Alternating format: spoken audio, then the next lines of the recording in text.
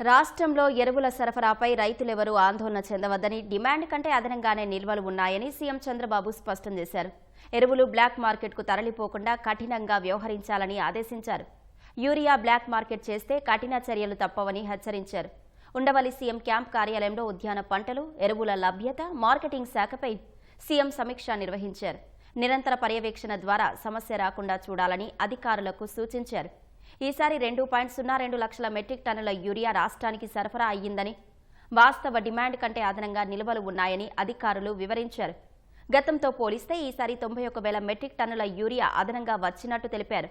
రాష్ట్రంలో ఎరువుల లభ్యత ఇంతగా ఉన్నా కొందరు కావాలని దుష్ప్రచారం చేస్తున్నారని ముఖ్యమంత్రి మండిపడ్డారు. రాష్ట్రంలోని 11 ఉద్యాన పంటలకు సంబంధించి సాగు వ్యయానికి తగినట్టే ఆయా పంటలకు కనీస ధర వచ్చేలా చూడాలని సీఎం ఆదేశించారు. రైతులు ఎట్టి పరిస్థితుల్లోనూ నష్టపోవడానికి వీల్లేదని తేల్చి చెప్పారు. 5 ఏళ్ల పాటు రైతులకు అనేక ఇబ్బందులు పెట్టి ఇప్పుడు కొందరు వైసీపీ నేతలు మొసలి కన్నీరు కారుస్తున్నారని మంత్రి అచ్చెన్నాయుడు ధ్వజమెత్తారు. రైతులకు ఎలాంటి సమస్య వచ్చినా వెంటనే స్పందించి ఆదుకుంటున్నామన్నారు.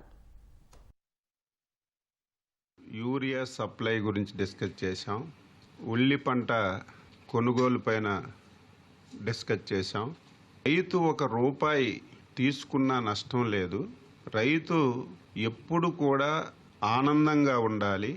ఎప్పుడైనా సరే ధరలు తగ్గినా, ఆహార పంటలకు ఎప్పుడైనా ఇబ్బంది వచ్చినా ప్రభుత్వం ఆదుకోవడం మనం చూసాం. కానీ ఫస్ట్ టైం దేశంలో వాణిజ్య పంటలకి ఇబ్బంది కలిగేటప్పుడు, వాణిజ్య పంటలు ధరలు తగ్గేటప్పుడు రైతుకు ఆదుకున్నటువంటి ఏకైక ప్రభుత్వం ఎన్డీఏ ప్రభుత్వం, చంద్రబాబు నాయుడు గారు అని చెప్పి నేను ఘంటాపథంగా చెప్పదలిచాను.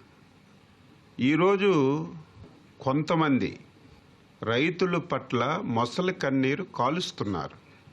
ప్రతి విషయాన్ని రాజకీయం చేసి రాద్ధాంతం చేస్తున్నారు. 2020 సంవత్సరం నువ్వు ముఖ్యమంత్రిగా ఉండేటప్పుడు కర్నూలు జిల్లాలో ఉల్లి ₹4 ఎవడు కొనక రోడ్ల మీద పడేశారు.